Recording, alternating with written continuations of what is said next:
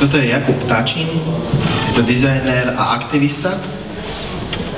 On verí, že sa môžeme mať na Slovensku oveľa lepšie, ako sa máme, bez pričinenia politikov a eurofondov.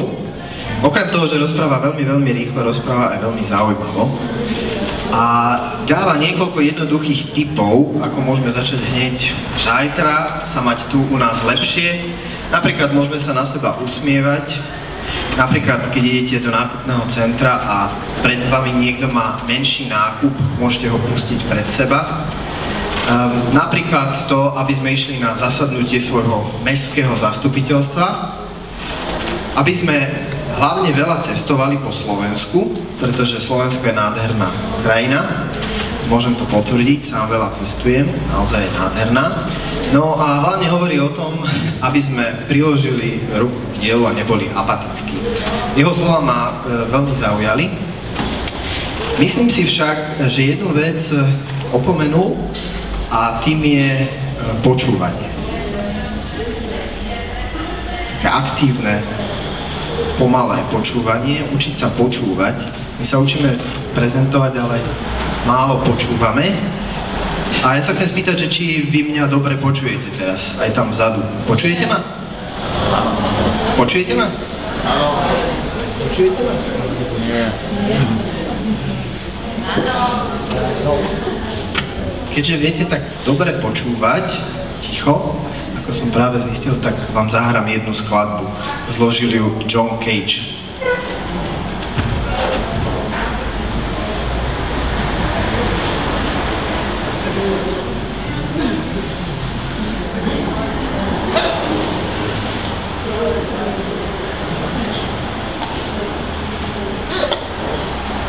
A chcem sa spýtať, že čo ste počuli? Nič? Naozaj nič? Ticho? Nikto ešte niečo počul? No možno, že sa vám to zdá padnuté na hlavu, ale počúvanie ticha je veľmi dôležitá vec. A keď by sme boli úplne ticho, tak zistíme, že ticho neexistuje. A hudba dnes je v podstate organizovanie zvukov v čase a priestore. Akýkoľvek zvuk okolo nás môže byť hudobným materiálom na vytvorenie skladby. Napríklad toto vrzganie, keď sa rozhodnem použiť ako materiál, tak môže z neho vzniknúť skladba. Moje meno je Ivan Schiller, ja som koncertný klavirista, organizátor a pedagóg, učím na Univerzite Komenského na katedre hudobnej výchovy. Chcem len povedať, že nie vždy tomu tak bolo, nie vždy som tým klaviristom bol. Keď som mal asi 17 rokov, tak som sa veľmi intenzívne rozhodoval, či budem hokejistom, alebo klaviristom, alebo či budem pedagógom. A tak nakoniec vyhral klavír a ten je teda srdcu najbližší, takže organizujem alebo hrám rôzne koncerty. V súčasnosti sa venujem intenzívne spoločnosti, ktorá sa volá ISCM, čo je International Society for Contemporary Music.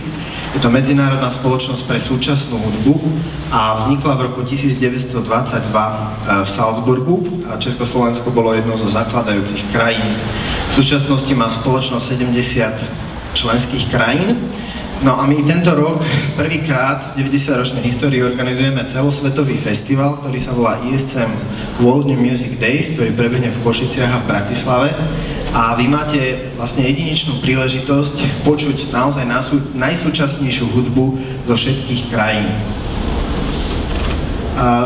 My dnes žijeme v dobe, ktorá hovorí neustále o inováciách, o kreativite, o originalite, o jedinečnosti a k tomu nám majú slúžiť technológie a ja si často kladiem otázku, že či tomu tak naozaj je, pretože ja stále verím tomu, že je lepšie počúvať a učiť sa počúvať a mne k tomu osobne naozaj k tomu, aby som sa učil počúvať nové veci a rozumením slúži práve súčasná hudba, ktorá vzniká práve tu a teraz. A verím tomu, že keď sa ňou nechám viesť, alebo sa necháme ňou viesť, tak naozaj môže nám otvoriť úplne nové a iné obzory, ktoré sme doteraz nepoznali. Preto ja robím súčasnú hudbu.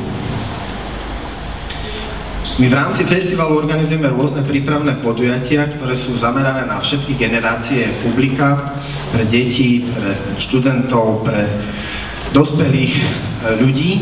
Avšak pre nás je naozaj najdôležitejšie to, aké vzťahy dokážeme počas príprav a počas tých projektov, ktoré robíme, aké vzťahy dokážeme vytvoriť.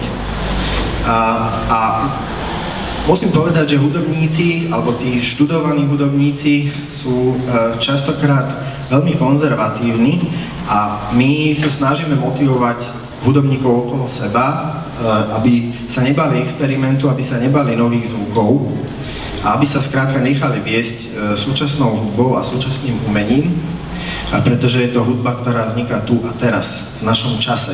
Je to naša hudba a festival, ktorý organizujeme, pre nás jedinečnou príležitosťou, ako vlastne súčasnú hudbu, súčasné umenie spropagovať u nás na Slovensku. My robíme, ako som povedal, projekty pre študentov, ktoré nazývame Veni Academy, alebo pre deti New Music for Kids and Teens a festival, na ktorom zaznie teda takmer 130 skladieb z krajín ako Farské ostrovy, Tartastan alebo Japonsko. Našim takým snom je, aby sme naozaj súčasnú hudbu, ktorá je tu a teraz, urobili atraktívnou pre čo najviac ľudí. Ďakujem.